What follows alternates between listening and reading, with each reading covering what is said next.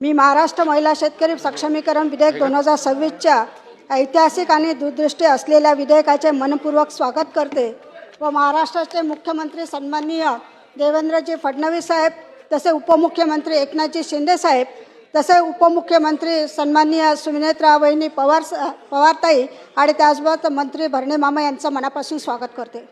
खऱ्या अर्थानं आपण बघतोय की जसं कुटुंबाचा कणा हा महिलाला समजला जातो, त्याचप्रमाणे शेतीचा जर कणा कोण असेल तर महिला आहे।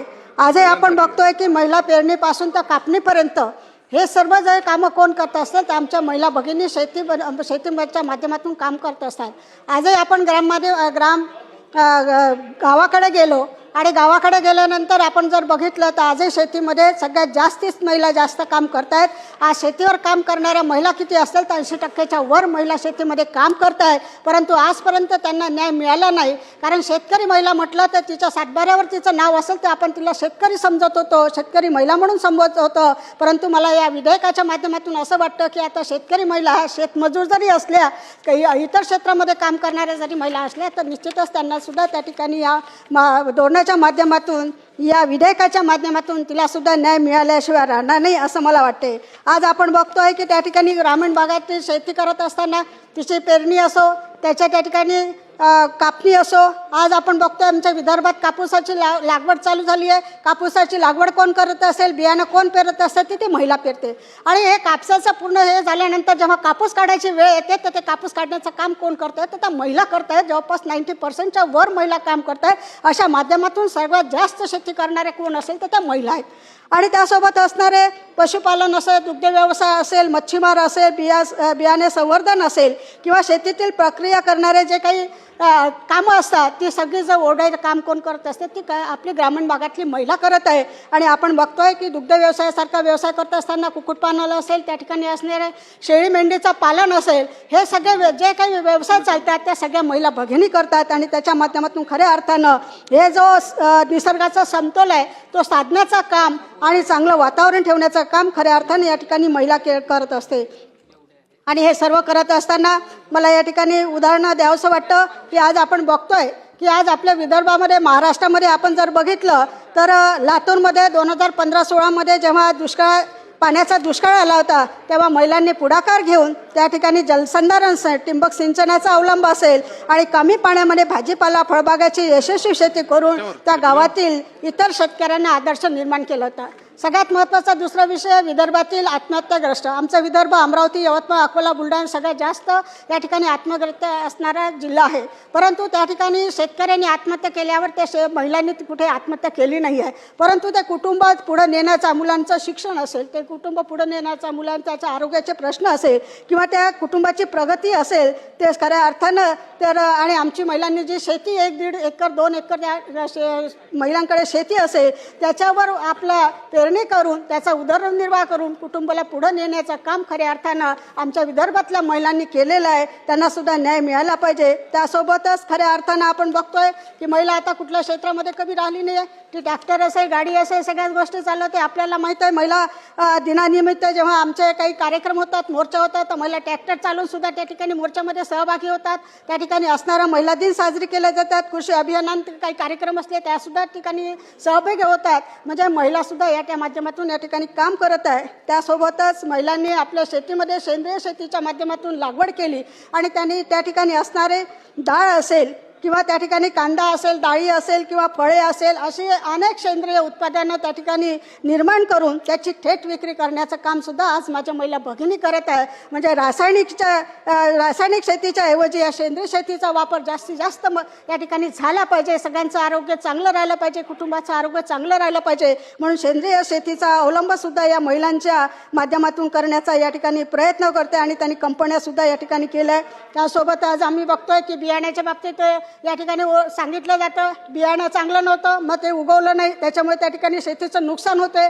परंतु आज ग्रामीण भागामध्ये अनेक महिला भगिनी त्या ठिकाणी शेतीमध्ये स्वतःच्या घरातलं जे उत्पन्न निघते ते घरी ठेवून त्या ठिकाणी त्याच्यावर प्रक्रिया करून त्याचं बीजारोपण सुद्धा करण्याचं, बीज संवर्धनाचं काम खऱ्या अर्थानं आज आमच्या महिला भगिनी करत आहे। आज आमच्या मेळघाटसारख्या भागामध्ये जर आपण गेलो तर त्या ठिकाणी बीज संवर्धनाचं काम फार मोठ्या प्रमाणात होते आणि आमच्या विदर्भात सुद्धा होते। हे सुद्धा काम या ठिकाणी आमच्या महिला भगिनी करत आहे, म्हणून त्यांना यांना सुद्धा या ठिकाणी या विधेयकाच्या माध्यमातून सन्मान मिळाल्याशिवाय राहणार नाही। त्यासोबतच दुसरं सेंद्रिय शेती, आज आपण बघतोय की या ठिकाणी सेंद्रिय शेतीचं उत्पादन वाढलेलं आहे, त्यामुळे आरोग्याचे परिणाम झालेले आहे। त्या ठिकाणी रासायनिक फवारणी जास्त होत असल्यामुळे सेंद्रिय शेतीचा सुद्धा ऱ्हास होत आहे, म्हणून सेंद्रिय शेती केली पाहिजे म्हणून शासनाचं या ठिकाणी धोरण आहे। त्या माध्यमातून या ठिकाणी शासनाच्या माध्यमातून सेंद्रिय शेतीचा सुद्धा स्वीकार करून थेट ग्राहकांना चांगल्या या ठिकाणी आपल्याला फळ उत्पादन कसं देतं यासाठी महत्त्वाने खऱ्या अर्थानं या ठिकाणी महिलांचे प्रयत्न आहे।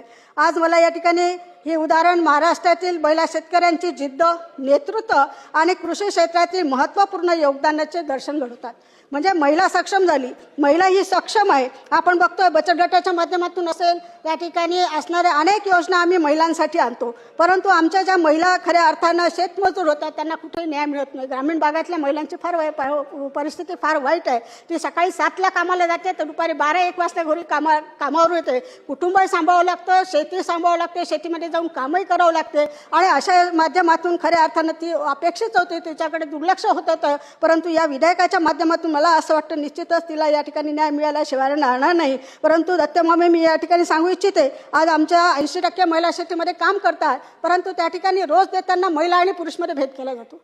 महिलेला किती रोज दिला जातो तर 300 रुपये आणि पुरुषांना 400 रुपये रोज दिला जातो। काम तेवढंच असतं, म्हणजे हा भेदभाव का या महिलांमध्ये का? त्यांच्यापेक्षा पुरुषांपेक्षा महिला जास्त काम करतात, 80% महिला शेतीमध्ये काम करतात। आपण सगळे शेतकरी आहे, आपल्या सर्वांना ही गोष्ट माहीत आहे, पण त्याकडे दुर्लक्ष होऊन मला असं वाटतं की या ठिकाणी महिला असेल पुरुष असेल यांना समान या ठिकाणी वेतन देऊन त्यांचा कामाचे तास जेवढं असेल तेवढंच वेतन पुरुषाला आणि तेवढंच वेतन महिलाला दिलं तर निश्चितच महिला सुद्धा न्याय मिळाला जाईल। तिचा कामाचा मोबदला त्या ठिकाणी तिला मिळाल्याशिवाय राहणार नाही, म्हणून या ठिकाणी या शासनाने याकडे लक्ष द्यावं अशी या ठिकाणी विनंती करते। या विधेयकामुळे महत्त्वाचे बदल अपेक्षित आहे। त्याच्यामध्ये एक असं आहे की महिलांना स्वतंत्र शेतकरी म्हणून कायदेशीर मान्यता मिळेल, पीक कर्ज, कृषी अनुदान, बियाणे, खते, पीक विमा आणि कृषी यंत्र सामग्रीवर सवलती थेट मिळू शकतील। महिला शेतकऱ्यांना स्वतंत्र डिजिटल डेटाबेस तयार होईल। कृषी विस्तार सेवा, प्रशिक्षण, आधुनिक तंत्रज्ञान आणि बाजारपेठेपर्यंत महिलांची पोहोच वाढेल। महिला शेतकरी निधी निर्माण करून आर्थिक पाठबळ उपलब्ध होईल।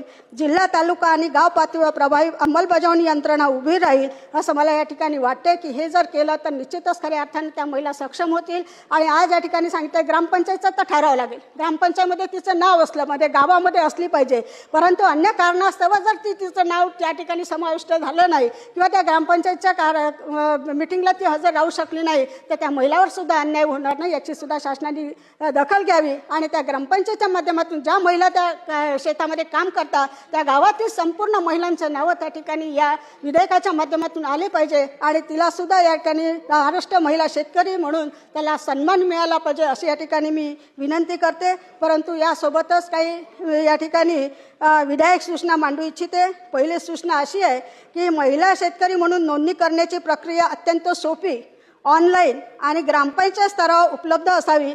कागदपत्राच्या अडचणीमुळे कोणतीही महिला वंचित राहता कामा नये, नाहीतर आपण हे विधेयक आणतो आणि एखादा जर कागद त्या महिला ती म्हणणार 50 वर्ष आपल्या महाराष्ट्रात राहते, परंतु एखादा कागद नसला तर तिला त्या ठिकाणी आपण वंचित ठेवतो, मग असं होणार नाही याची सुद्धा शासनाने काळजी घ्यावी। त्यासोबतच महिला कुटुंबाच्या सामायिक जमिनीवर शेती करतात त्यांनाही प्रत्यक्ष शेती करणारी व्यक्ती म्हणून मान्यता मिळावी। जरी 7/12 नसला तरी ती शेतीमध्ये काम करत असल्यामुळे त्याची सुद्धा तिला मान्यता मिळावी। त्याचप्रमाणे प्रत्येक जिल्ह्यात महिला कृषी सल्ला केंद्र स्थापन करून आधुनिक शेती, नैसर्गिक शेती, हवामान बदल, व्यवस्थापन, मूल्यवर्धन आणि निर्यात याबाबत प्रशिक्षण महिलांना द्यावं।